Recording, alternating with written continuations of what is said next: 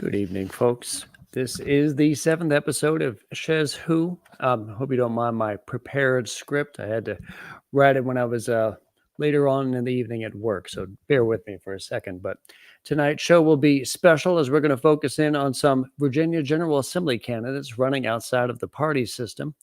First, I want to shout out several things. I just wrapped up a bi-weekly meeting of the Community Action Team. The CAT, or the 757 Battle Cats, is a local organization focusing on Black empowerment. And empowering the Black community will take more engaged politicians on important matters. So we at the CAT team watch our local city councils and school boards like hawks. We follow elected officials and their votes on important community issues. And we publish report cards weighing those officials. So if you're in the 757, if you follow local government, if you want to help the Black community by vigorous officials accountability, join the Community Action Team on Facebook, email us, and then join the group. Also, I, as treasurer of the Virginia Beach Progressive Caucus, would like to report that we have endorsed Victoria Louvernos in Virginia Beach's state Senate race against the incumbent Bill DeSteff. Look for that. And don't forget SchezzWho's show supporters, Charlie Roy over at Southern Volkswagen in Chesapeake. If you need a quality, high-value used car, you need to head to Greenbrier Southern Volkswagen, where Charlie Roy will help you get that. Also, Ellen's Homestyle Barbecue is delicious, perfect food for your lunch or dinner needs. Locations in Victory and Boulevard in Portsmouth and Indian River Road in Virginia Beach will help you get that. Remember, Ellen's Homestyle and Barbecue. Now, let's bring on today's round table to SchezzWho. Let me get everyone on at once as I continue my introduction here. We're going to be peering into the campaigns of various Virginia General Assembly candidates who are fighting the uphill battle of doing so without the duopoly. Our guests will include, hopefully shortly, Mr. Joshua Huffman, Nicholas Olenik right here, Gio Dolmo, and recent guest of SchezzWho, Makya Little. So I'm going to go one by one so you guys have your fair shot to answer clear and concisely the first question of what seat are you running for and where is it? So let's start with Mr. Giovanni. I think you are on mute there, sir. Here we go, yeah. I'm running for the 21st District. State Senate seat is a new seat in Norfolk, Virginia. It's pretty much encompasses all of Norfolk, except for the east side Shore Drive area. Yeah, I'm running for that. It's my first time. Well, it's my second time running, and it's my first time running. Cool. We might be able to tap on a little bit about your history later. Let's go back to Makya Little. Thank you for rejoining us. Where are you at? Where are you running at? I am Makya Little, running to represent the newly drawn 19th House District, which encompasses portions of both Fairfax and Prince William counties. I have the localities of Fort Belvoir, Lorton, Mason Neck, and northeastern Woodbridge along the Route 1 corridor. Thanks again for having me. Let's swing down the Virginia Beach way. Mr. Nicholas Olenik, tell us about where you're at, where you're running for. Well, I'm running for the 96th House of Delegates District. That encompasses half of Kempsville, all of Salem, all of Lansdowne, and half of Green Run here in Virginia Beach. Excellent. And thank you, Mr. Joshua. I'm glad you were able to get that browser working. Yes. Tell us about where you're at in Virginia and where you're running for. Yes, I'm here in the city of Harrisonburg, over on the western side of the state, running for the 2nd Virginia Senate District, which includes Page County, Rockham County, Harrisonburg, a good chunk of Augusta County, Highland County, and Bath County. Excellent. A western tinge to that. I like that. We're going to roll in here to our second question, and here's how it's going to be phrased. If you met me for the first time right here, right now, and some of you actually are, what would you say to me is why you should be in the General Assembly? And I'd actually like to do this like a snake, going back in the other direction. Mr. Joshua. Okay. So why should you vote for me? Is that the question? Yeah, of course. Here, let me adjust my seat height a little bit if I could. Just don't want to stick out up top the top of the frame there. All right. Yeah. Well.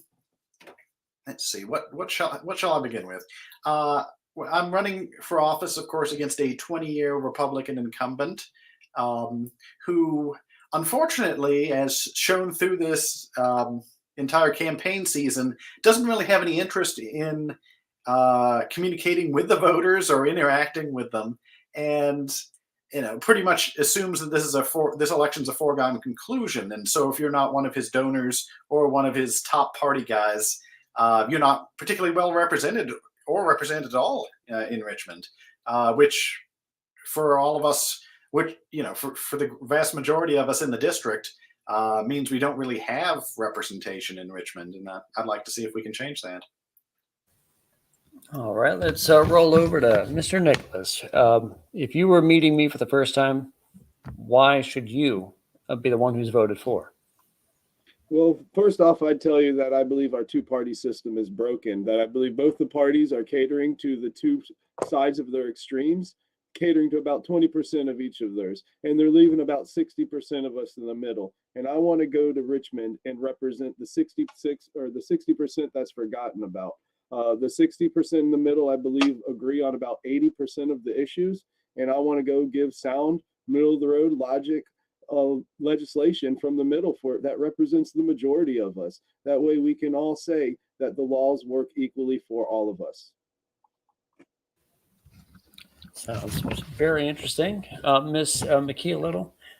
So I'm going to copy and paste Nicholas's answer. And what I'll add to it is that I began my advocacy work advocating for the inclusion of the full history, specifically of African Americans in Virginia's public schools. I then went on to lead the admissions reform effort at the nation's #1 high school, Thomas Jefferson High School for Science and Technology, Governor's School of Virginia, to ensure that more students from our district had access to that community public resource, which impacted the entire state. And unfortunately, in 2021, I became a survivor of domestic violence, but recognized my privilege in that space and that I had the knowledge, skills, and wherewithal to help draft legislation that will remove the 1-year waiting period that survivors of domestic violence have to wait to be granted a full divorce in Virginia. So my answer would essentially be, I've been doing the work, and it would be a lot easier to serve the people instead of begging people to vote the right way, to be the one to vote the right way in the interest of people and not a party. Let's roll on to Mr. Gio Dolmo. What would you convince me is the reason why you should be in the General Assembly? Well, I'm completely different here. I live in a community where people call the ghetto. I've seen people get killed left and right. Parties have said that we're going to make differences in our community. Nothing happens. I went through a long time of 5 years without seeing my children, 8 years of finally getting custody of them. I went through lawyers and judges. No one cared. Spoke to House of Delegates, senators. No one cared. Everyone goes in there saying they're going to do something for the community. No one does anything about it. So living it and experiencing it, I bring in firsthand, what does it take to actually defeat all these laws that are actually there, that are holding Black men like me and fathers in general, or parents at all, away from their children, which creates this violence, this recycle of people going in Section 8, welfare, all these issues are in there because the family's being destroyed. So what I would bring to Richmond is definitely changing the laws that will unite families instead of separating families. All right. So at the outset, did you have a political party that you would have wanted to run through? And let's start back at the top with Mr. Gio. I didn't. I prayed about it. I'm a praying man. I'm a man of faith. So, I just felt like God was telling me this wasn't an issue that either party wants to be part of. They both have agendas that they want to fight each other over, and the issues of fatherless homes is not something that either party was interested in. I got shut down pretty much by both parties. One over the other, I would say more people were interested in my topic. The other party just completely shut me down, so I had to be independent.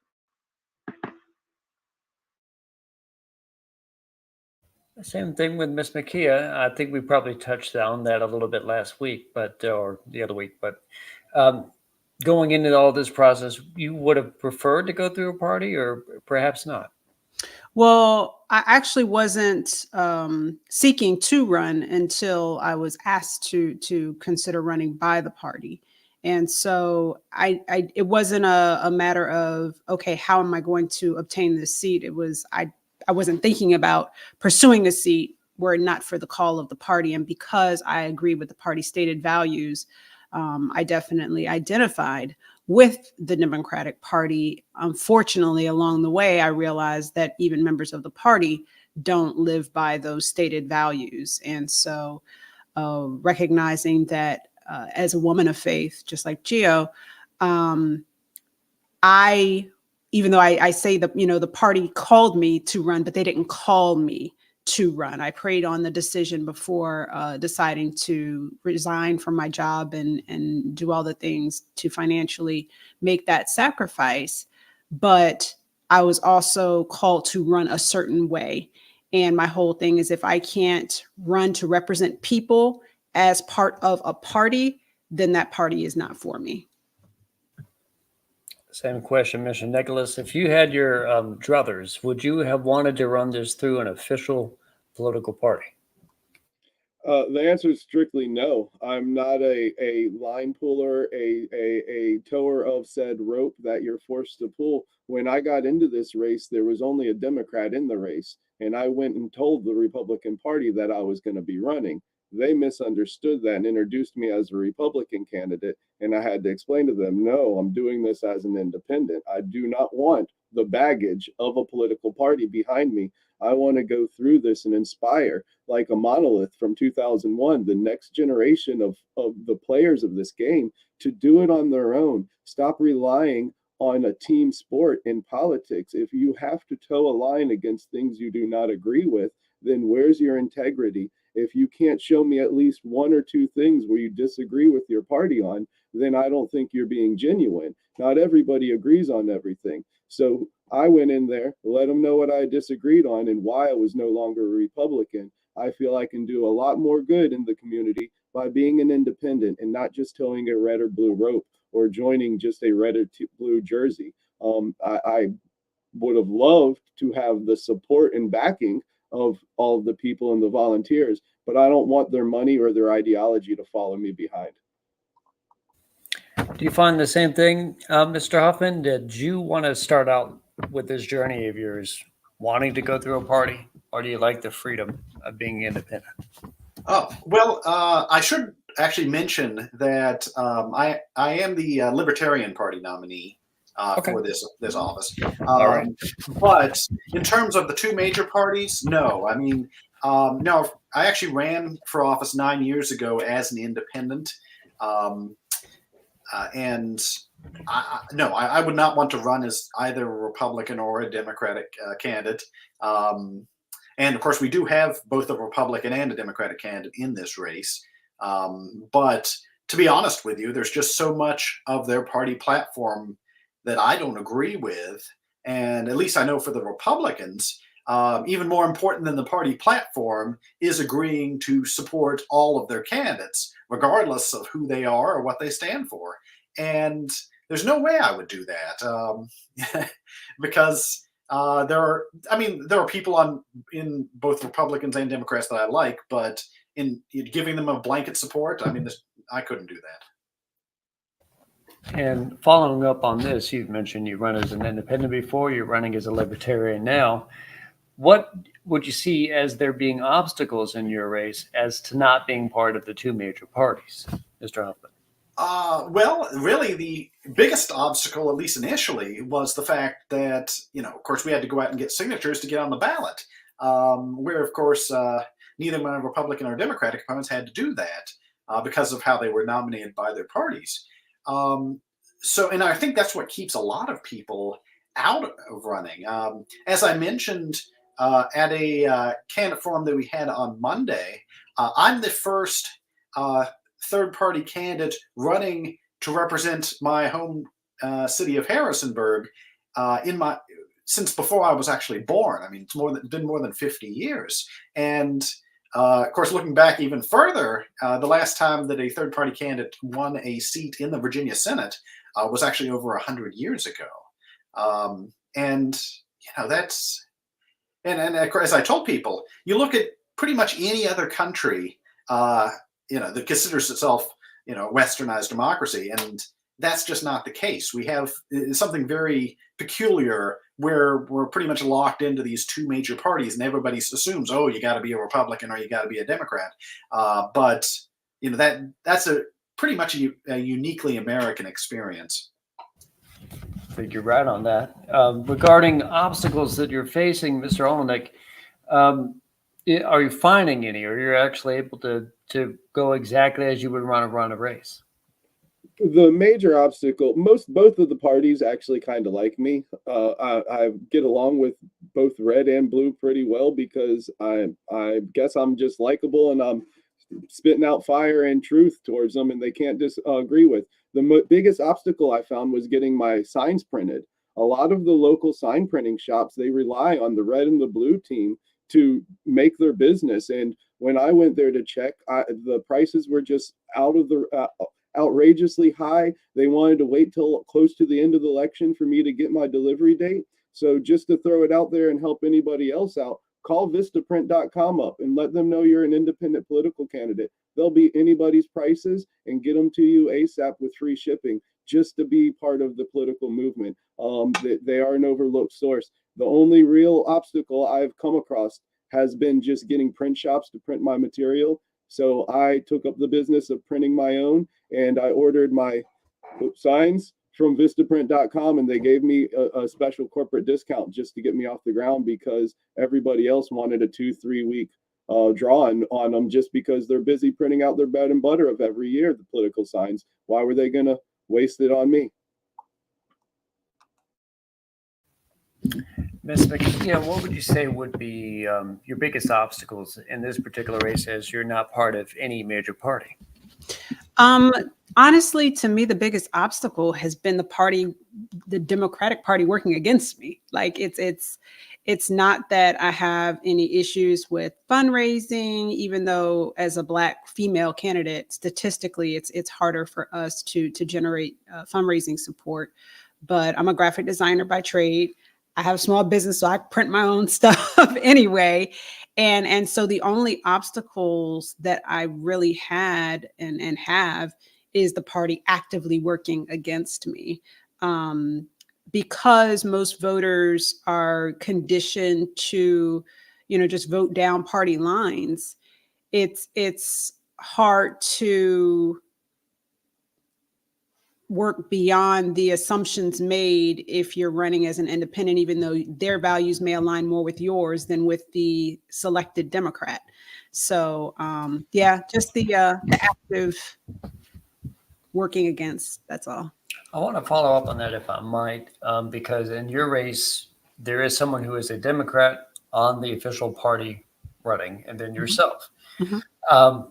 So that only makes the two individuals who would be in the race. And that reminds me, of course, when I ran in 19 in a special election, I was a member of no party, but some people thought I was running against a dude as a vote splitter, and he was the only one on the ballot prior to me getting on the ballot. So it just seems like, especially if you come from a feeling that you have been a Democrat before, how could they feel you're running it, hurting them if they're the only one on the ballot?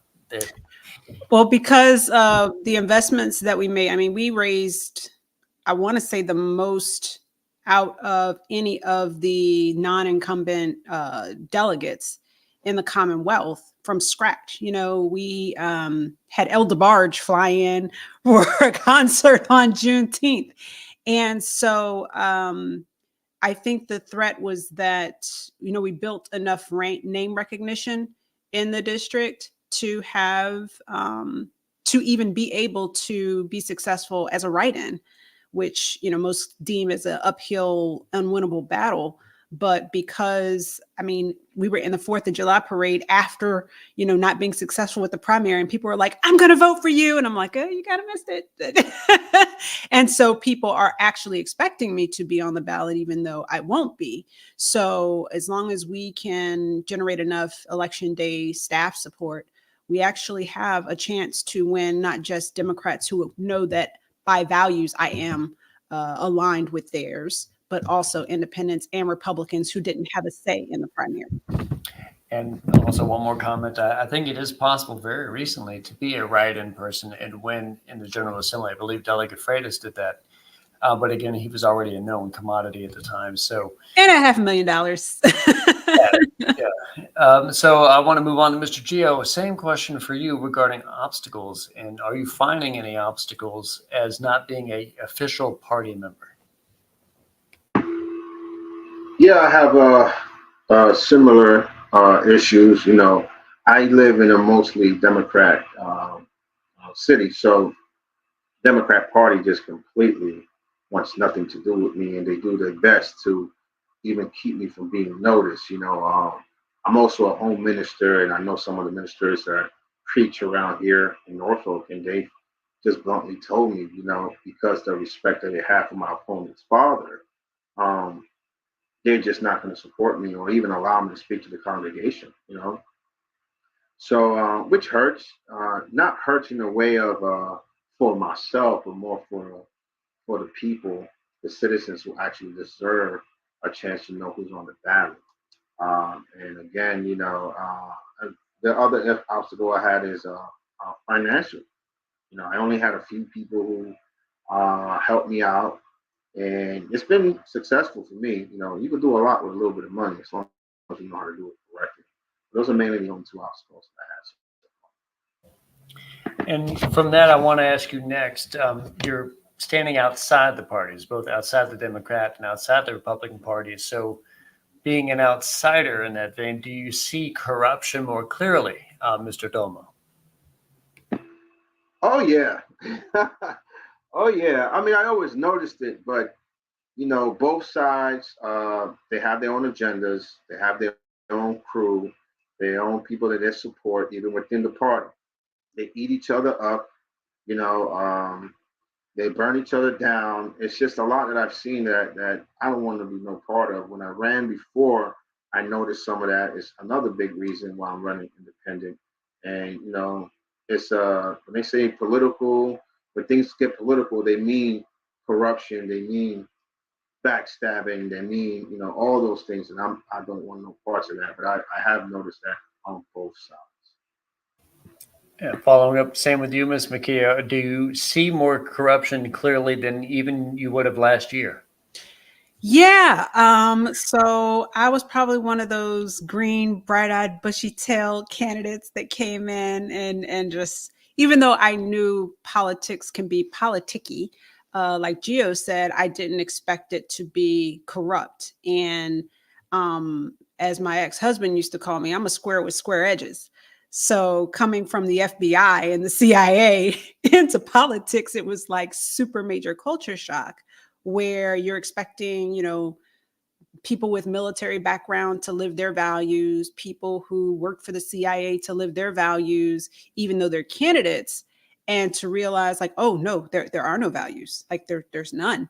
That was genuinely heartbreaking for me. However, the recent or the current events with Israel and Gaza has allowed me to feel a sense of freedom to not have to sacrifice my values and be able to say right is right, wrong is wrong. So yeah, heartbreaking, but at the same time, I kind of feel like it was a blessing in disguise. Same thing for you, Mr. Olenik. Probably going in this, you probably had your own suspicions. But now, do you see corruption more clearly?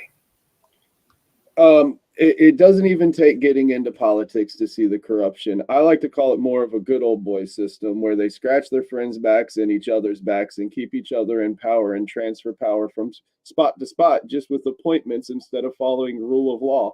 The biggest disappointment was when I learned how to use vpap.org, vpap.org.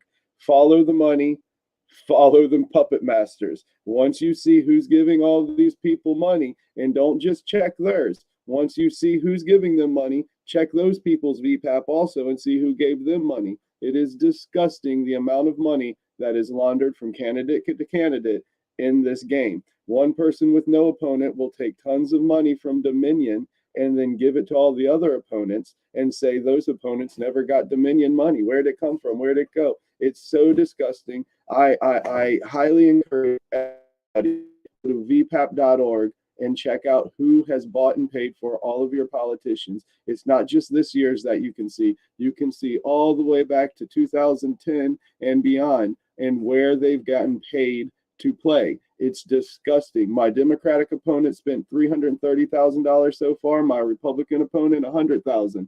Here I am keeping up, spending only $5,000, and that's mostly on ink, paper, and yard signs. It is disgusting the amount of back scratching and good old boy system it takes normally to get into a party seat. Anyone that can run as an independent, please do so and avoid all of the corruption and go make good legislation without being paid to doing so. Same thing, Mr. Huffman. I know you actually have joined on and have been the official Libertarian nominee, and it probably has its own versions of baggage. But being outside the Democrat and Republican vein, do you get to observe corruption more clearly than you otherwise would? Well, now, for starters, I should mention I've been involved in politics since 1995 and have been involved in multiple campaigns and have seen a whole host of things that are rather disheartening. But one thing I have experienced this election cycle is the special interest groups who claim to be nonpartisan, and that it's an outright lie. And I'd actually like to call out some specific examples, if I may. For starters, we have the group Americans for Prosperity. They, about a week after I got into this race, they endorsed the Republican opponent. And I contacted them about that, and I actually got a phone call from their state director who pretty much told me that he didn't care who I was or what I stood for. They were going to support the incumbent. Another group is the Family Foundation, which I thought would be fair about things. I mentioned to them when I first saw they were putting out their candidate survey results. I mentioned I had never received their survey. And so they actually sent me a copy of the survey and said if I submitted it, that replied to it the same day, they would actually put my results in. After they got my answers, they sent me a message saying that they weren't going to include my answers, and therefore their candidate survey has me as refusing to answer their survey, which I feel is blatantly dishonest. And last is the NRA. They recently came out and endorsed my Republican opponent, and of course, again, I contacted them saying I never got a survey. They said that was intentional. They did not want me to fill out their survey. And also, they will not even list me as a candidate running on their website. And I asked them why, and they said, because we're afraid you may take votes away from the Republican incumbent, which, again, I find to be incredibly dishonest. So that sort of thing has been disheartening, because you'd like to think everybody would get a fair chance at expressing their opinions, and really the answer is no. I mean, if they, like, especially with the NRA, they said, they sent me an email and they said, well, if we don't think you're going to win, we're not going to have anything to do with you. So it doesn't matter what your position is on guns. It's all about the power, unfortunately. If you would, I would like to take that and run with it just a little bit and ask this sort of question to everyone. Again, starting with the fact that I've had a little bit of experience running too, and I know I had to do questionnaires. They would usually send them out in advance, but some are going to take it and then completely ignore you. And I want to know from each of you if you've run into the same sort of situations that Mr. Huffman just did, in the sense that maybe you didn't get it. Maybe they told you that they're not going to send it. Maybe there's been issues receiving it. Maybe you've tried to contact the people and they're not answering at all. So let's begin with Mr. Olenik on that. Are you running into issues with questionnaires, reaching out to organizations for endorsements or anything like that? Well, I've openly said, keep your endorsements to yourself. I don't want anybody's vote that's voting for me just because somebody else told them to.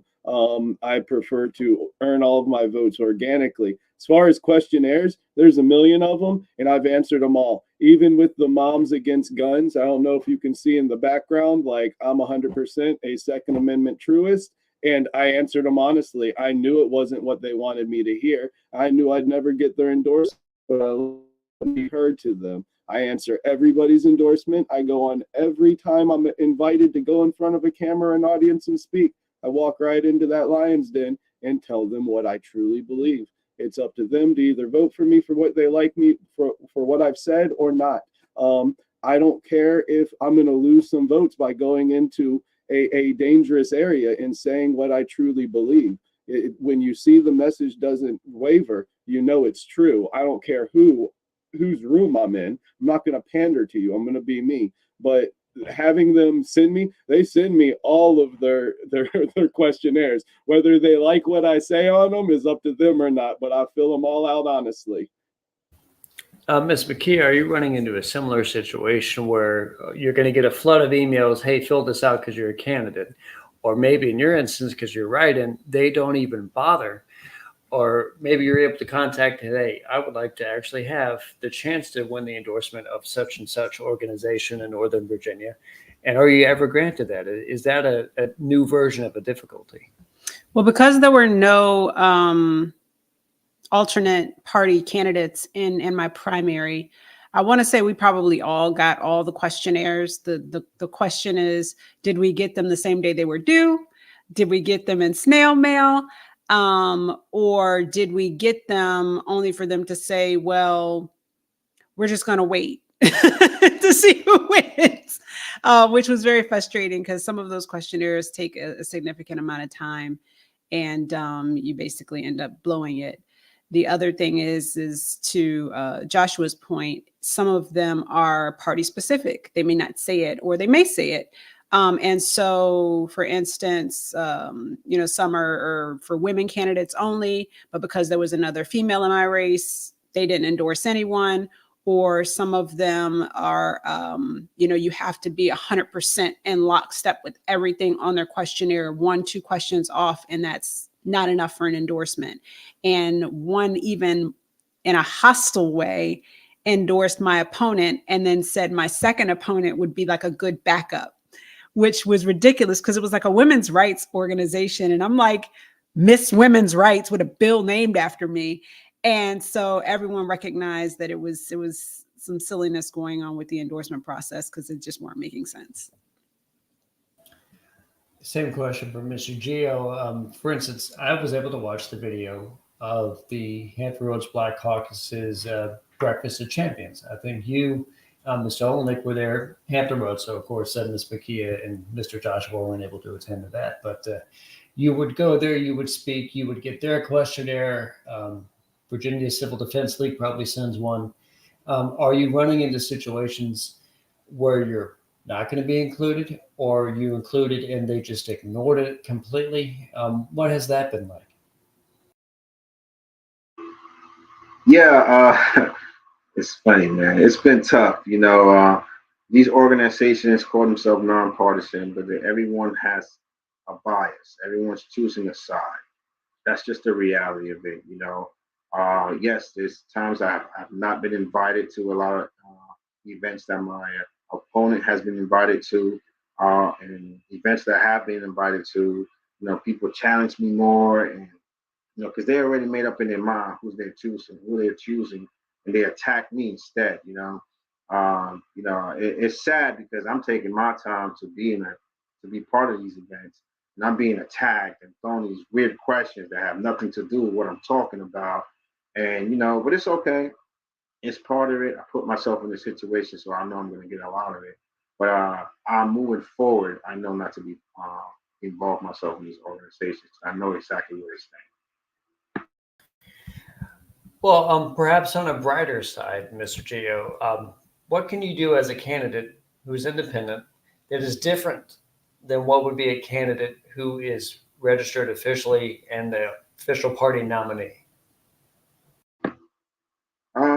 So far, what I've learned and I've cherished so far is, you're on your own. You can talk to whoever, get whoever support, whether they're Republicans or Democrats. I've spoken to both sides, and I do have support from individuals and parties, and I love that. And it's a blessing to interact with the residents, and they say, "Wow, I've never met the candidate that's actually running." That's one of the biggest things that I've ran into. They love the message. They love what I'm running for. They love that they get to meet me face to face, and I don't get to get involved in money issues, money scams. Who wants to come help me out because it's all this money in the campaign, but no one really cares about what you stand for or if you even make it to the seat and get elected or not. So I do enjoy those things, and that's the best part that I like about running. Same thing, Ms. Makya. I guess, are there benefits to being able to be independent that is different than being, as you expected going into this, the official Democrat nominee? I would say the benefits are almost like being single, where you don't necessarily answer to anyone. And I mean, other than the voters whose votes you're trying to earn. But, when you're kind of playing this team sport, you have to be considerate of your teammates. And so what you do impacts the team. And you can't just kind of shoot off at the hip and take pictures with whomever because you are essentially branded. But when you have the freedom to develop your own brand, and as a graphic designer, I kind of have a thing for that. I like being able to create the essentially my own set of values. And to Nick's point, either you agree and you align yourself with that, or you don't, and that's fine as well. Same thing, Mr. Olenik. Maybe there's benefits to being single in the sense of being a political free agent, if you will. What would you say is a benefit for your end? I can sleep well knowing my conscience is clear that I didn't sell my soul for party and power.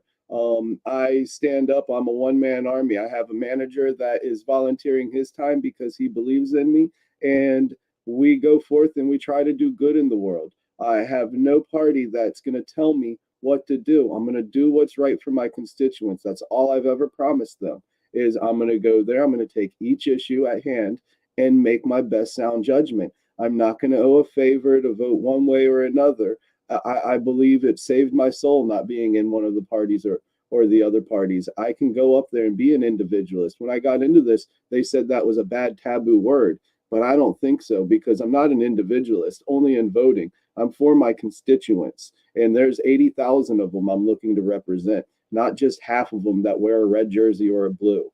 So I believe the benefit of running as an independent is saving your own soul. You don't have to sell it out to any big party or money. You can't buy me. That's what they hate. They don't like me because they can't buy me. They can't tell me what to do. I'm going to do what's right, and I'm going to serve the community that's done so much for me and my family growing up. That's what is the benefit of being an independent, being independent.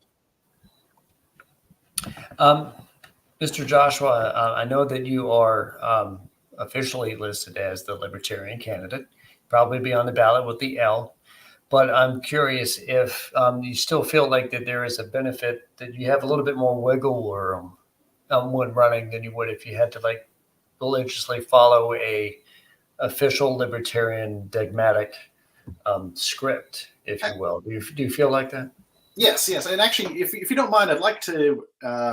I would decide to do a little research on the previous topic, and because I know Mr. Olenik and I are both running against Republican candidates and submitted very pro-gun surveys to the Virginia Citizen Defense League, and I noticed that they didn't endorse either one of us, and I think that's probably again because we're running against Republicans. But in any case, yes. As to your point, absolutely. I have never been somebody who puts party first. And heck, I mean, for example, when the last time the Libertarian Party ran a candidate for U.S. Senate, Matt Waters, I didn't support him because I had numerous fundamental disagreements with him, and of course He's running as a Republican now. Yes. Well, and yes, as soon as the election was over, he immediately told people, join the Republican Party. Donald Trump is great, that sort of thing. And so I'm glad I didn't support him. And that's the thing. It's like, for example, our representative here in the 6th District of congressional representative in the 6th District of Virginia.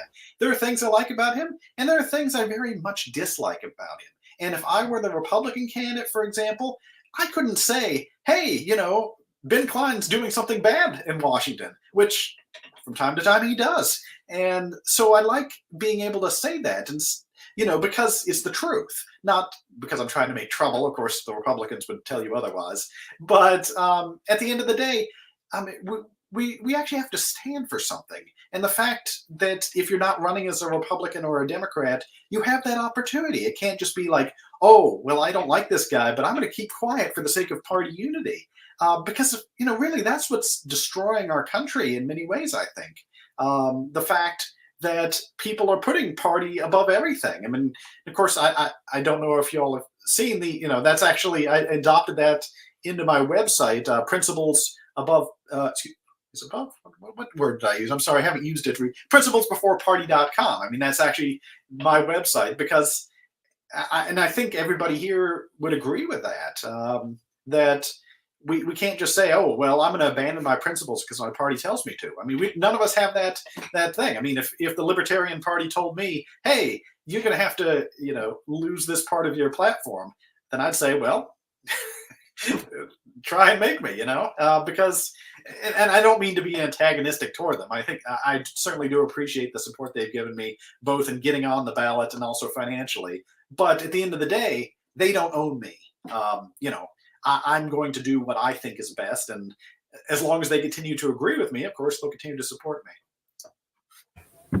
No, because you guys have mentioned previously the response you might get regarding certain parties and the response you might get from certain organizations when you fill out their questionnaires and such. I'm curious for Ms. Makya, if there's been any groups, say education-based or say reproductive rights-based, that would be something that you might support. They would be actually more in line with them, but they would not support you because there is an official Democrat in the race.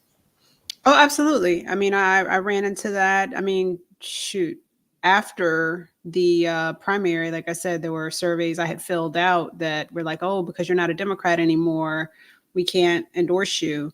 And so it's disappointing. But again, to Joshua's point, your values are your values, your principles are your principles. And whether they endorse me or not, if we agree on an issue, I'm gonna vote, in support of that issue. So, I mean, endorsements really, if they don't come with money or resources, to me, they're kind of pointless. I feel like the political crowd that follows an individual organization's endorsements outside of the unions is pretty slim. So I think it's a time suck that people get caught up into. But as Nicholas talks about, if you're connecting with your voters, it's the impact is minimal. Especially because I've seen Nicholas's Facebook. He's out every day at the early voting location, meeting as many people as possible.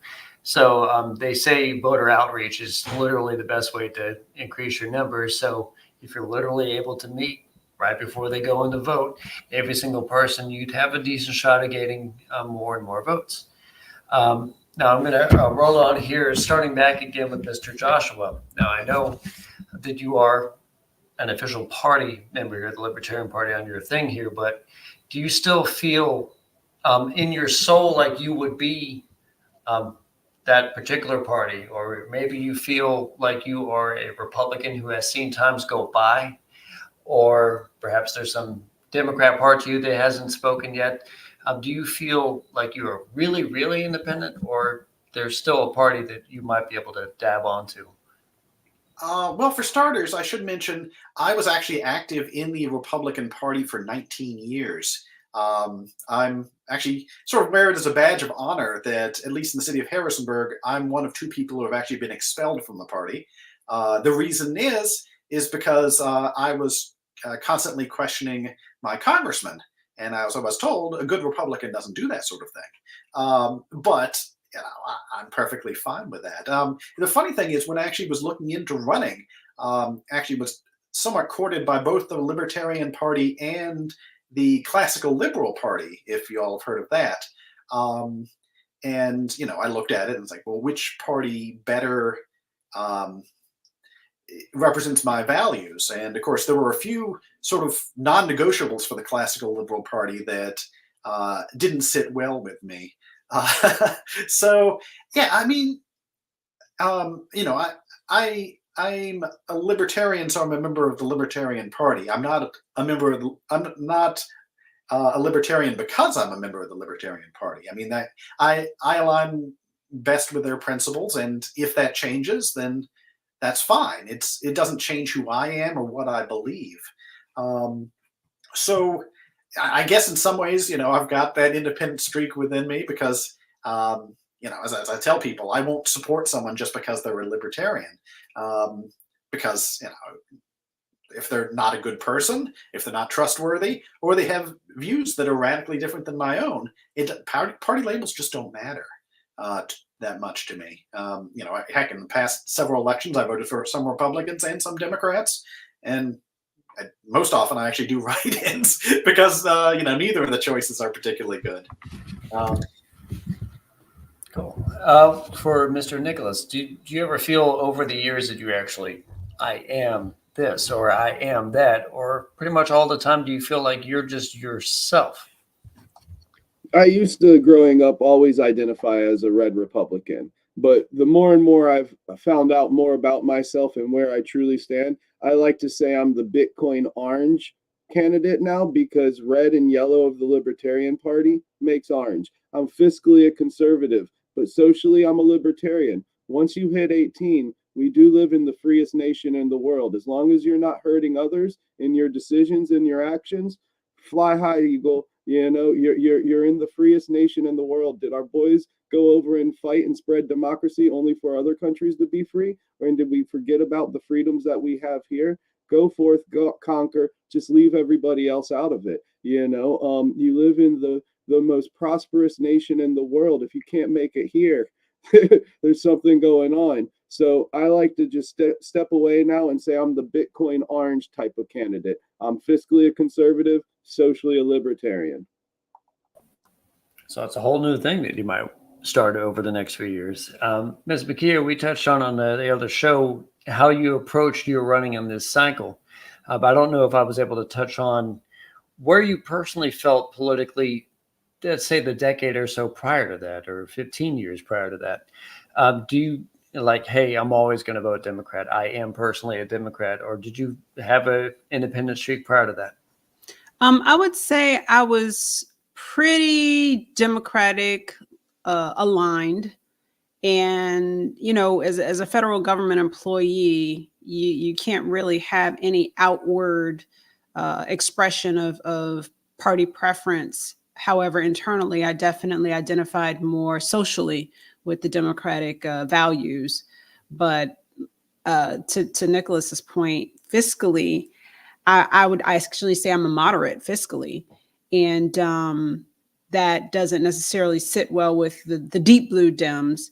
But my district is the second most diverse in the Commonwealth. So I genuinely feel like the combination of being socially progressive and fiscally moderate actually fits the profile of my district. So happy to run and represent it. Mm-hmm. And same for Mr. Gio regarding where you personally feel.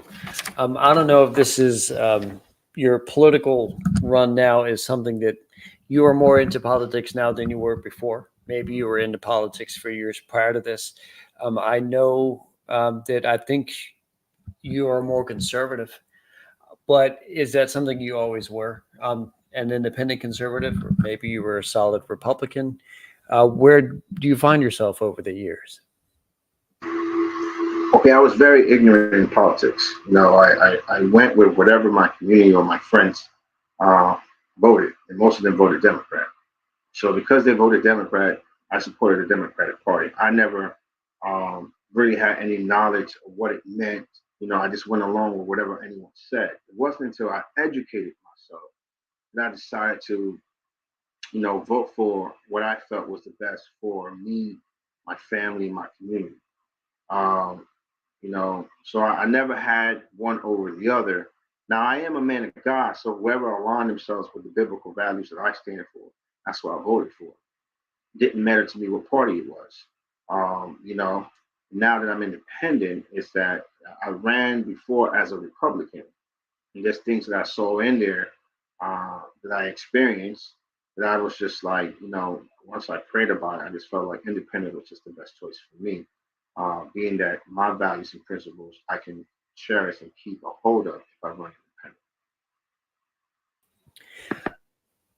Fair enough. Right before we close out, I want to sort of touch on the Community Action Team's Palm Card, which is something that we designed to try to field specifically for General Assembly members who are either incumbents or people who would like to be when they run.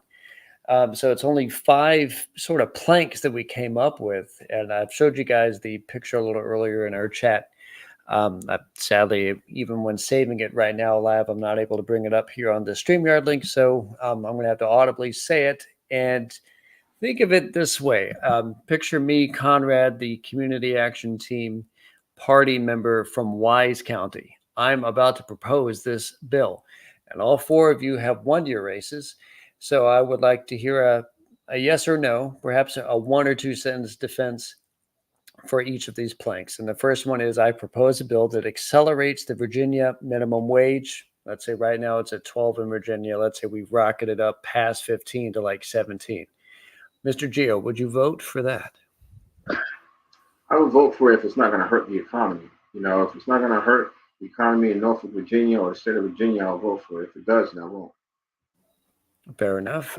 Ms. Makya, what would you vote if I'm like, hey, Conrad's bill says Virginia, it's now $17 an hour? Because of housing affordability, I would absolutely vote to support that, because there are so many people throughout the Commonwealth who literally cannot afford to live where they work.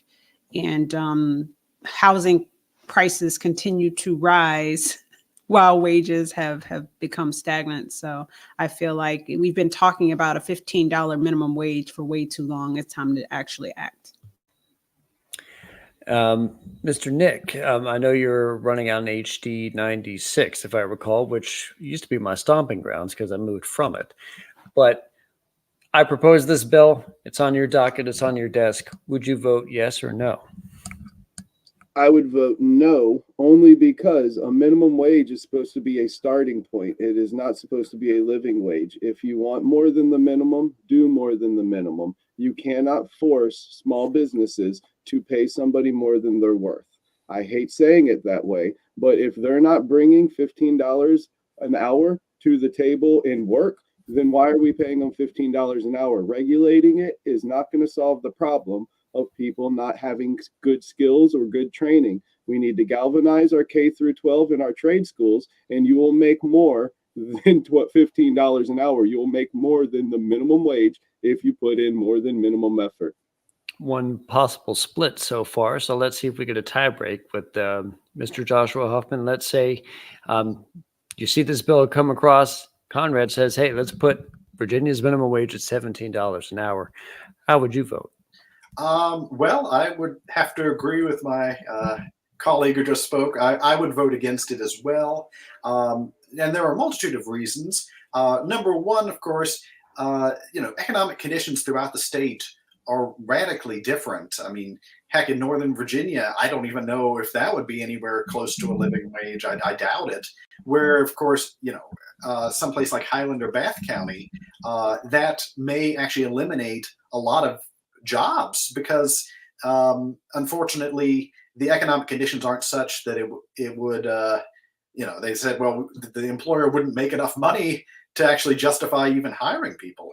So, I mean, I understand why people are pushing for that sort of thing, but no, I would not support that. And before we move on to the next plank, I would just, for everyone's sake, if they have about 10 minutes randomly, to go to a YouTube video that is of Delegate Sally Hudson in Charlottesville having a floor discussion with Delegate Nick Freitas about this very topic, and it was quite entertaining. So we'll move on to Conrad's next bill. Ending food deserts by expanding food pantries and distribution centers. This is going to be something that I will write into language that the state of Virginia will actually want to have more money invested in, more services invested in. So let's start with Mr. Joshua again. If we're trying to eliminate food deserts, do you like my bill so far? I mean, I'd obviously have to read the specifics of it. You know, I am somebody who for years have volunteered at local soup kitchens run by churches in the area.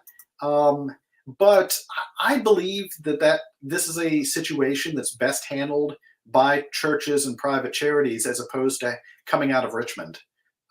So again, I'd have to see exactly what the bill says, but the idea of having sort of state-run food pantries, I think, takes away from organizations that do a far better job than what you would find coming out of Richmond.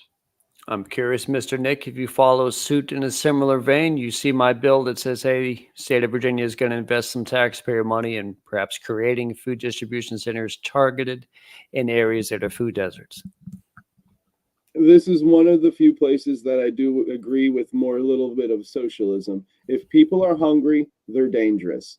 Feed them. Get them the food. It's not like we're buying them cell phones or Gucci bags or anything. If people need food, we need to help them. I'm a big proponent of the right to farm. If you have some land, I'm willing to let all Virginians have backyard chickens so they can produce their own eggs and harvest them. I'm not saying harvest the chickens, but harvest the eggs. It is the most affordable way to get eggs. We need to feed our populace. That way petty crimes don't turn into major crimes.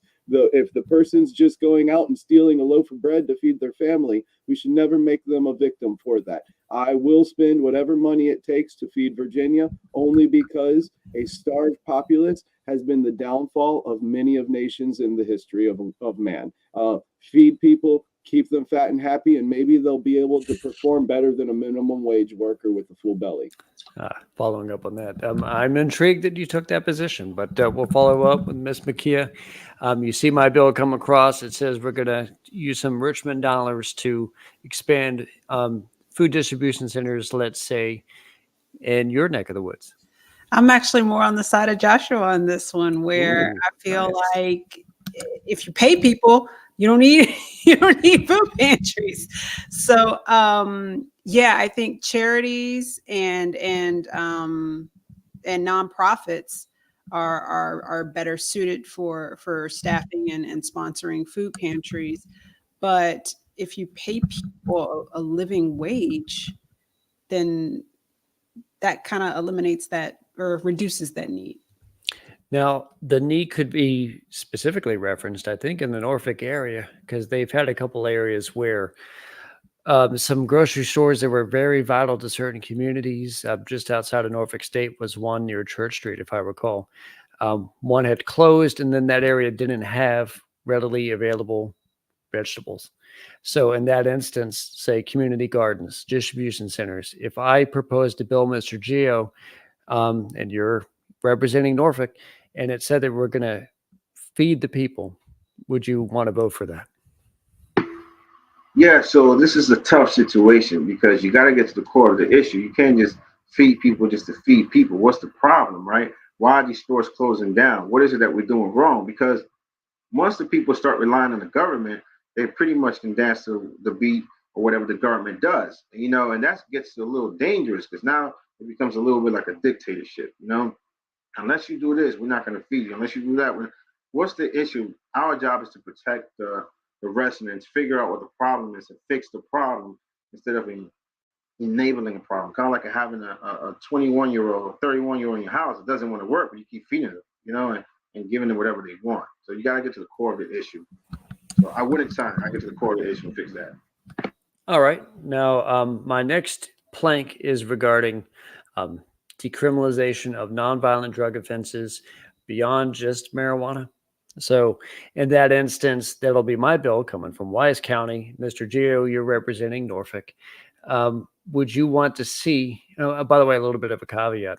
I had been a rather strong libertarian on many issues, including this issue, for many a year. But even though I went very progressive lately, this part never changed. I still really like this idea. So here I am proposing this bill. Mr. Gio, would you want to vote for that?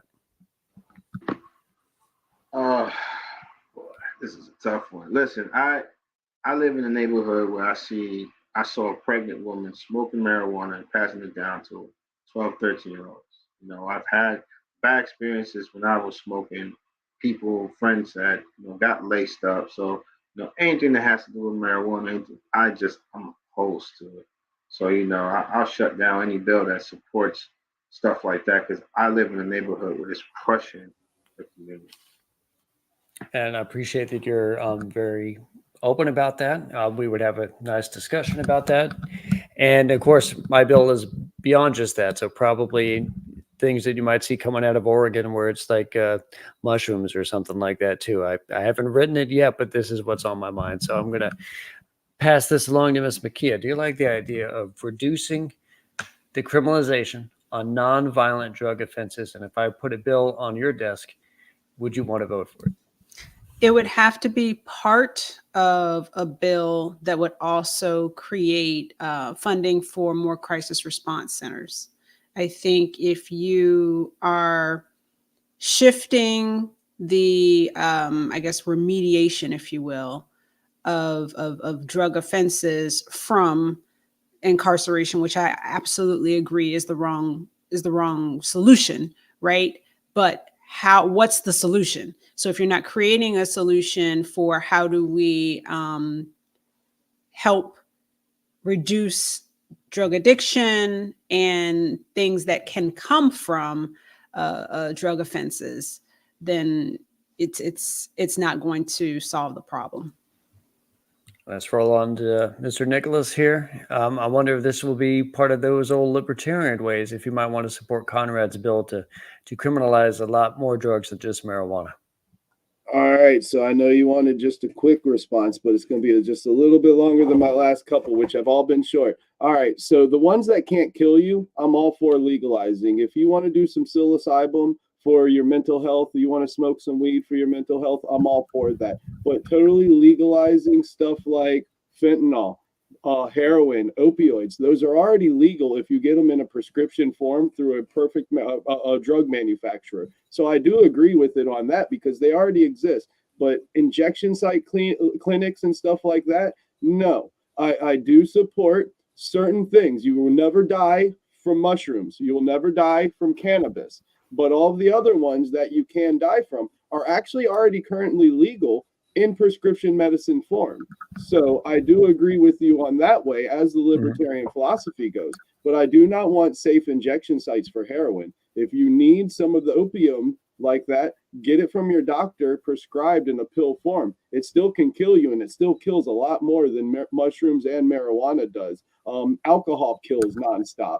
So if you're really going into that on certain things, you got to compare them all in the open. The ones that do not kill you, ayahuasca can expand a person's mind and understanding of reality and turn you. You should see what it's done for Mike Tyson's reality. You get what I'm saying? These things can be beneficial, but all of the bad ones that I don't want opium clinics. I don't want everything like that because we already have them through prescription drugs prescribed by a doctor. So you have to realize half of the really bad ones are already legal. I'm for legalizing the ones that can't kill you. And I want to roll in for Mr. Joshua here. The Libertarian Party is very open about this. So let's say I officially put a bill in front of you and you're representing Harrisonburg. Where would you go? Well, as actually mentioned at our candidate forum we had on Monday, the first time I was offered marijuana was shortly after joining the Libertarian Party. But no, I have never done that. Not because I necessarily think it's a bad thing. It's just, not something I really want to engage in. But yes, I mean, the biggest problem I think that we have with drugs in this country is the fact that we have criminalized them. I mean, now there's certainly a lot of drugs that people should not be using or abusing, absolutely. But if we were to make it more of a medical problem as opposed to a criminal problem, so that way people can say, "Oh, I'm having, terrible problems with this drug. Can you help me?" without fear of being locked up for doing so.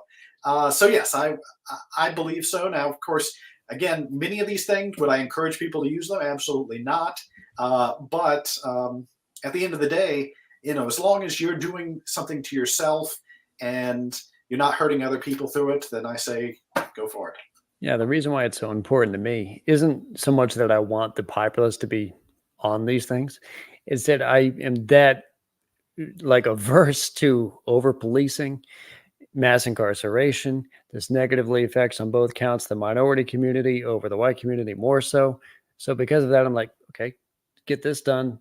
Let's move into an investment towards treatment. Treat it the way that we are currently treating opiate overdoses that we might see in, say, the Appalachian part of Virginia and into Tennessee. If that's the same type of treatment that we were able to give people from the 70s and the 80s and the 90s, and there was no crime bill or something like this, that is how I'm, as my vision on the matter. But we can now move on to the fourth of our 5 planks here, and this is regarding housing. Let's say I want to propose a bill from Richmond on down that institutes a minimum 25% low-cost unit ratio in new housing developments. So let's start with Mr. Joshua there. Where's your thoughts on my bill there, and perhaps any other thoughts you might have on affordable housing? Well, I mean, housing is a big issue where I live, unfortunately.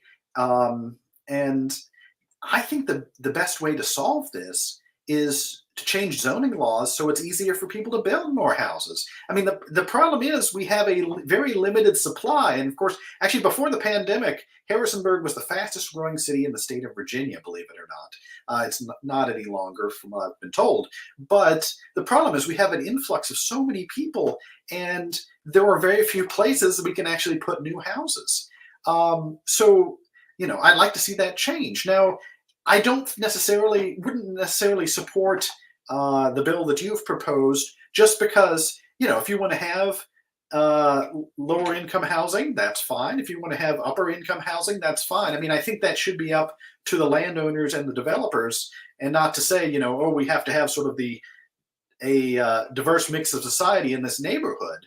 Now, ideally, of course, these people would be interacting with each other, and we don't have sort of segregated communities where it's like, well, the rich and the poor don't really interact with each other, because I don't think that's a healthy situation.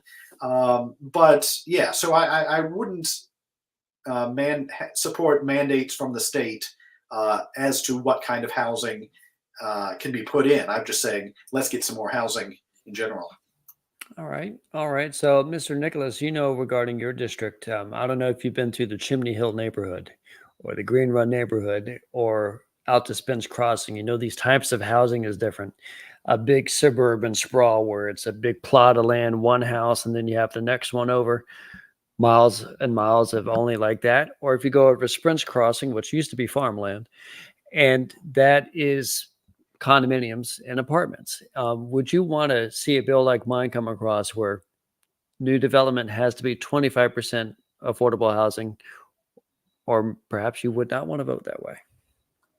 Well, I grew up playing the video game Sim City. I don't know if any of y'all know that, and I was really good at it. And you need to go by what works in Sim City. In our town center, build up, not out, and that's the high density. That's where all the jobs are, and that's where our workforce housing needs to be. You don't need to put the luxury high rises in. You put in the high density high rises and put all of your workforce housing in there. You mentioned Chimney Hill. I was 20 years old when I bought my first house right over there off of Haley Drive in Chimney Hill.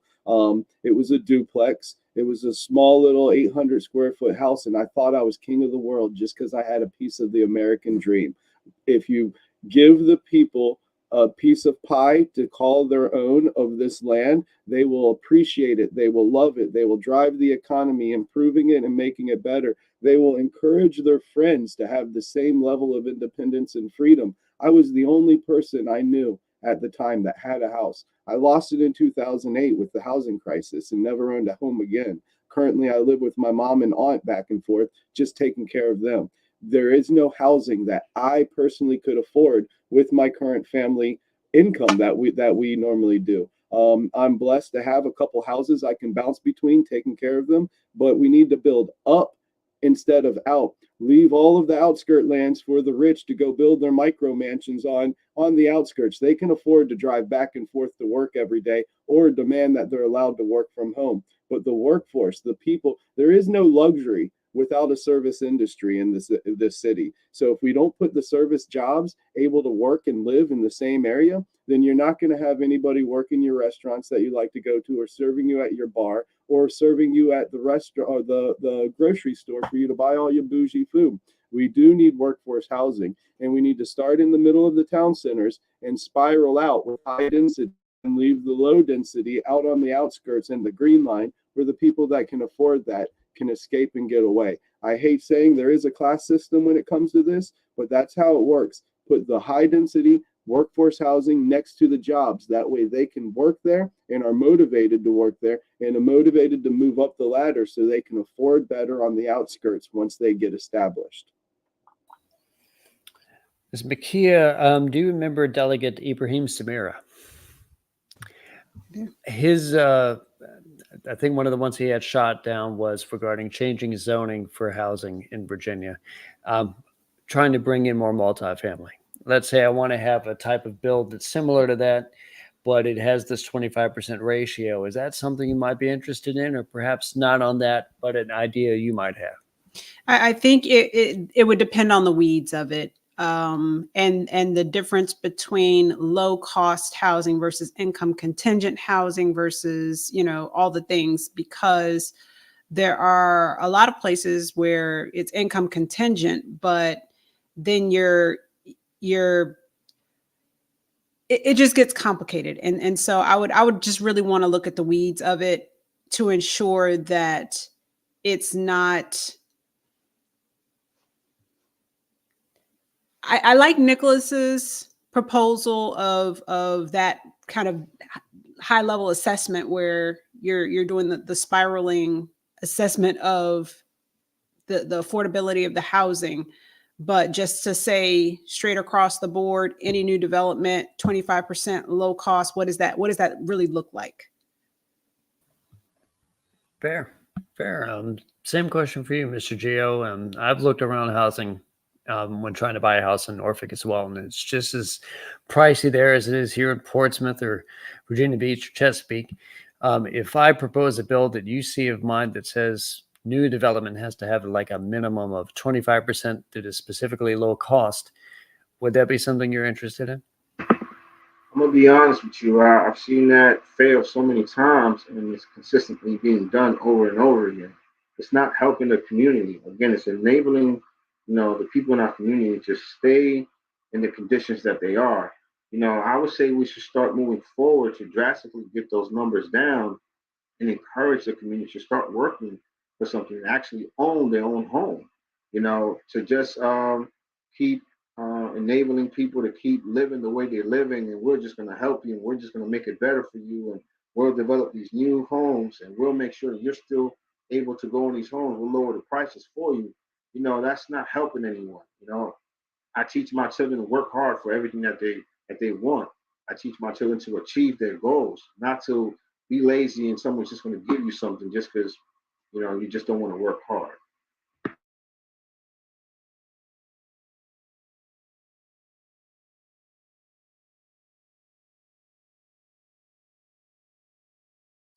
You're muted, Conrad.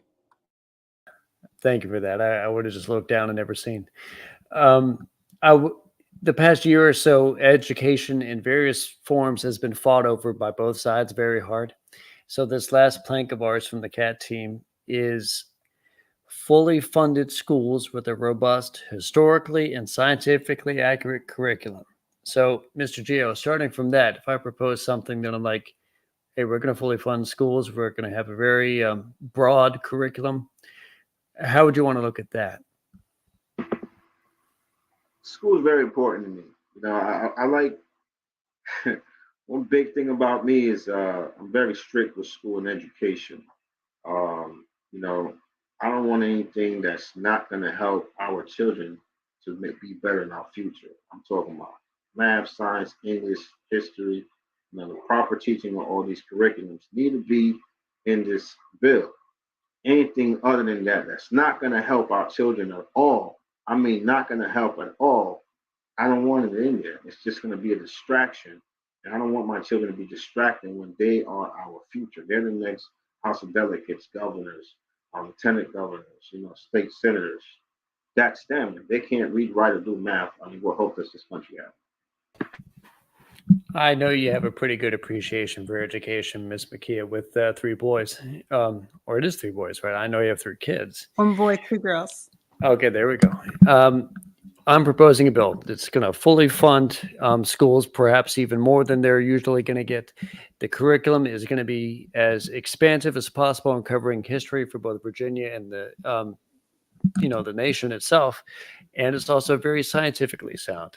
Are you for all that? So not only am I for it, I would probably be the chief patron. And I would also insist that the way that the funds are distributed first go toward enhancing the infrastructure of older facilities within each school district. So essentially stipulating that, say you have a school that was built in 2020 and you have one that was built in 1962, that the renovations of that older facility, which 9 times out of 10 is probably going to serve more minority students and lower income students, be brought to modernized standards, lighting, infrastructure, bathrooms, and things of that nature, so that you don't have students trying to chase school choice just because the infrastructure is up to date. Yeah, infrastructure is going to be very important. I'm going to roll on here to Mr. Nick. You see my bill. It says we're going to fully fund. It says that we're going to have a very historically expansive curriculum. It's science too. So how would you want to vote for it? I would vote all for it. I'm totally for funding our children's education. We need to galvanize their K through 12, put trades and everything. The one thing that would keep me from voting for it is if any of that money is allowed to go to school sports. I am all for funding the science and the arts and giving all of the money that's needed to give a proper education to STEM academics. But if the school systems, the localities are just going to buy brand new school uniforms for the football team or for the baseball team, I'm 100% against that. That needs to come from the community involvement, wanting to give their money for the new things. Maybe the parents, maybe the community buying it, as long as the money is meant for the education and not the extracurricular activities of the school. I am all for it. I believe too much emphasis is put on school sports in our education system than the education of that child. We will continually advance a star quarterback, even though he can't read, through the grades just so he can continue to play school. That's wrong. I'd like to focus on student-centered funding. So all of this brand new funds, if the kid wants to go homeschool or go to private school, that money should follow the child to wherever they want to go. That way, like Miss Little said, if they are currently districted to a 1960s school, but there's some open spots over there at that 2022 build school, the money follows the child. That it might be up to the parents to get them to that location out of their pocket because they're choosing to go to a different one. But that child should be able to have a spot, and we should pay for the teacher to teach them at whatever school, even if it's homeschool, private school, or a school across district, as long as the parent is willing to do the extra legwork to get them to school and to educate them like that, then it should. But the ultimate no is if any of that money could be earmarked for school sports. I'm absolutely fascinated by the school sports aspect of that. Played high school football myself. Mr. Gio might point out that the best high school football program in the States in Norfolk right now. So I don't know if he would want to support with that concept. Maybe he would be able to get money through other ways than state funding for that school sport program. Maybe Maybe. Mr. Joshua, the Libertarian Party is pretty open about education as a general concept, but here Yes. I am proposing this bill. It's fully funding it and tacking on more. I want to add more money for teaching, the profession itself, perhaps Yes. add more as I have a discussion with the state senator in Northern Virginia about infrastructure, but it also has a very expensive historical and scientific curriculum. Would you want to support all that? Well, it's funny. I actually, the last response actually sounded very similar to the response I gave at our last forum. Actually, you even mentioned school sports. But yes, I mean, really, when it comes down to it, I think education is sort of the great equalizer in our society. I mean, we all come from different backgrounds, but I think having a good education does wonders for helping anyone succeed, regardless of where they may, what circumstances they may find themselves in. Now, I should mention that I am someone who has student loans right now. Before the pandemic, I actually went back to school and got a master's degree in political science. So, of course, we've got that to deal with. And of course, I know that the state wouldn't be dealing with issues related to student loans, although it seems rather predatory the way they operate. But yes, and I think of all the things the state and government in general can do, education is far more valuable than a lot of what else they end up sort of getting their fingers into. So yes, I would like to see education, especially at least in this area. Infrastructure spending is not particularly good. For example, when I graduated elementary school, I was one of the first classes to go to our middle school, and by the time I got to 8th grade in middle school, I was already housed in one of those mobile trailers that, of course, has been there, I think, ever since then. And of course, even at my elementary school, you got about half a dozen trailers just dotting the landscape. And we really ought to do something about that. Now, of course, I know the local school boards have a big impact on that, as well as the city council. But I think it should be more of a priority than what we're giving it. Cool. I like that. Now, those are the 5 planks from the community action team. During all that, my dad, watching at home, texted me to say, hey, ask him about the idea of all electric cars by 2035. Is that something that we would be for or against? So it's not necessarily my bill. Topically, Virginia, I know the Youngkin administration got out of the Green Initiative for the Mid-Atlantic region. I'm curious if I'm proposing to you, Mr. Huffman, that Virginia tries to regulate, and this isn't something that's typically done before, to my knowledge, but cars to be all electric by 2035. Where would you go with that?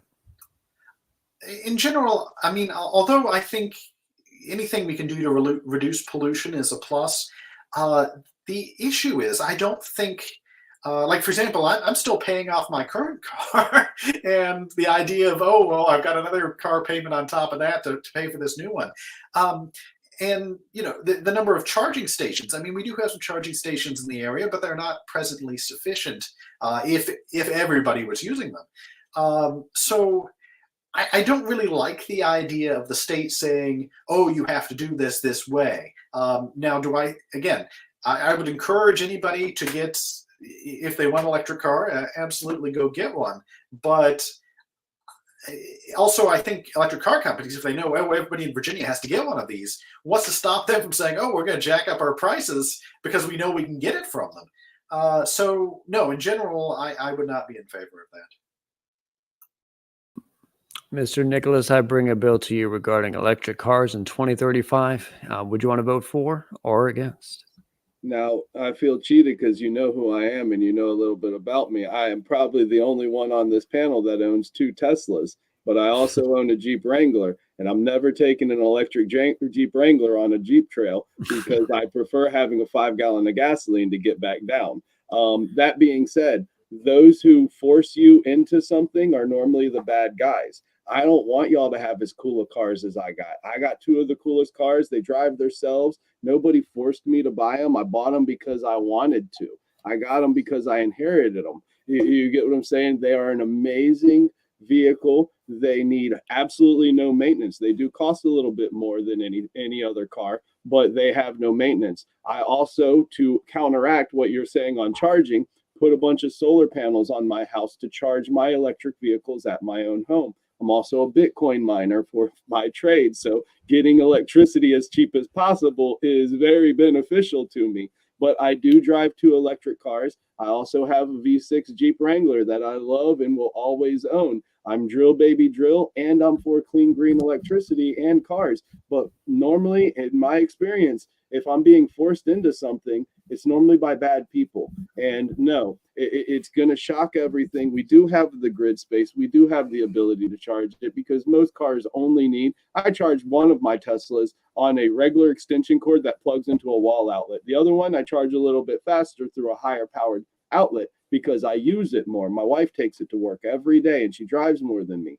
So there are needs for them. I love mine, but I'm not trying to force anybody to do anything, because that would turn me into an asshole, just like the rest of the government trying to rely on this. Like, those who force you to do something typically are the bad guys. Let's get out of RGGI. If we're not helping making China follow these exact rules, we're a drop in the bucket between that. And electric cars aren't going to solve it. Some of America's cars and America's natural gas and oil and coal industry is the cleanest in the world. So by regulating us away, you're actually regulating some of the cleanest producers away, and you're leaving it only up to the people trying to make 100% profit and doing it in a dirty way.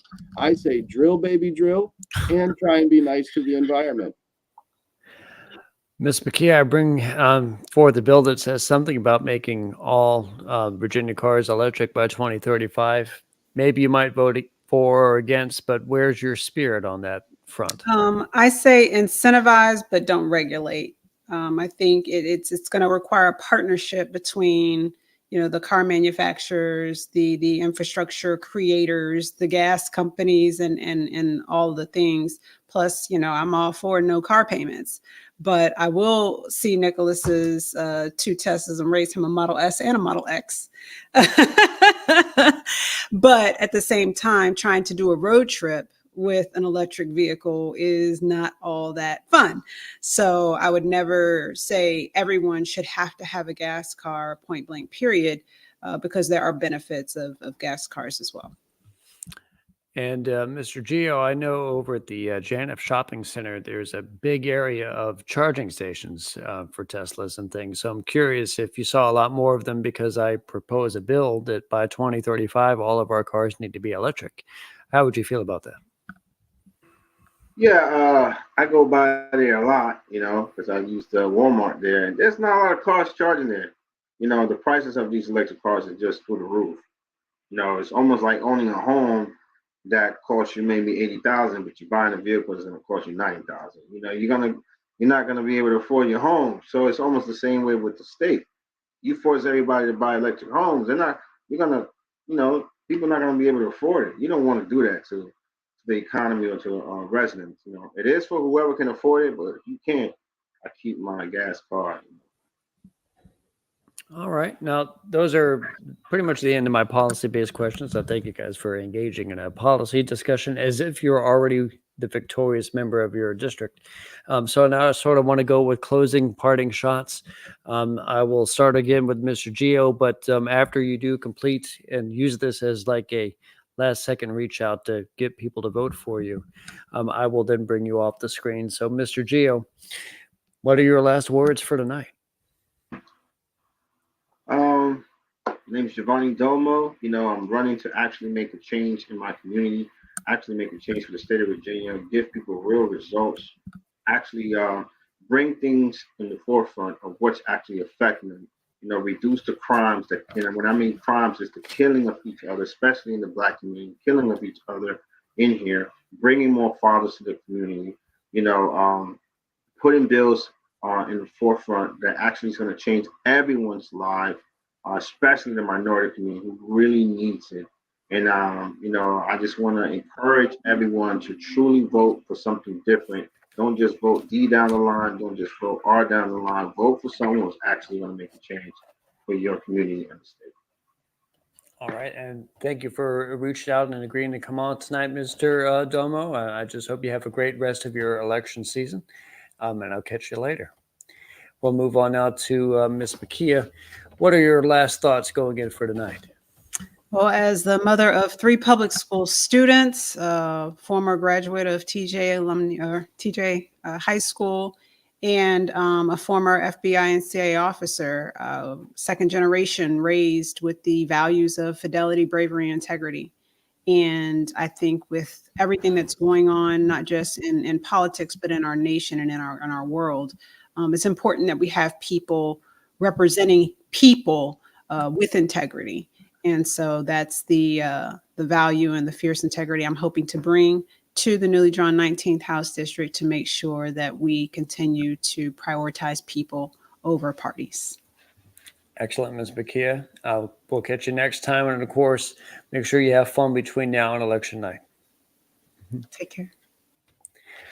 Mr. Nicholas, your parting shots for the night in why HD 96 should look your way. All right. So even if you're voting for the lesser of two evils, you're still voting for evil.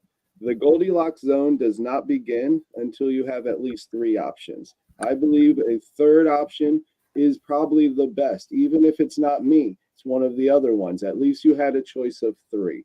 All I look forward to is serving my community that's given my family so much. My family has lived in this district for 42 years of my life. Born, raised, educated, and everything. All I want to do is go to Richmond, serve you, not a red or blue party. Please consider me. And if you like what I've said, go to olenik.us. That's olenik.us for more. Excellent. Mr. Olenik, you have a great night. We'll catch up with you later. And of course, have a great rest of your election season going into November 7th. Lastly, Mr. Huffman, give us your sort of final pitch as to why we should look your way in Senate District 2. Well, as I've mentioned, I've been involved in politics since 1995, and things have just gotten worse in our country. We've become so ingrained in our political parties that we consider it more of a team sport than we actually do for voting for good people. And whether at the end of the day Republicans control the General Assembly or the Democrats do is not as nearly as important as to what do these people stand for. What will they bring to help the people of Virginia?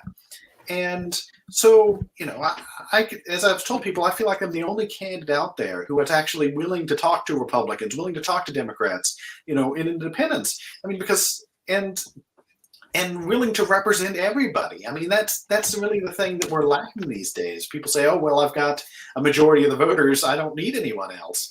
And so, so I would certainly appreciate anyone's consideration because unless we actually say, we're not going to take this, I guess to quote Twisted Sister here, things are just going to continue to get worse. So we have to be willing to stand up and say, I want to make Virginia better politically. And that's what I really hope to do if I'm elected.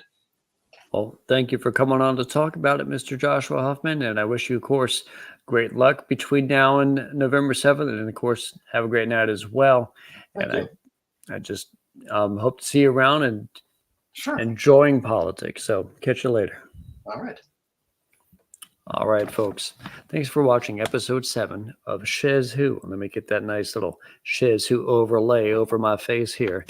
We had a fun time discussing independent Virginia politics. And don't forget to, of course, like the show, subscribe to the channel. And if you want a great meal in Hampton Roads, hit up Ellen's Homestyle and Barbecue in Portsmouth at Virginia Beach. And if you need a great valued car, head to Southern Volkswagen in Chesapeake and speak with Charlie Roy on that matter. Tune in for episode 8 of SchezzWho soon, and take care.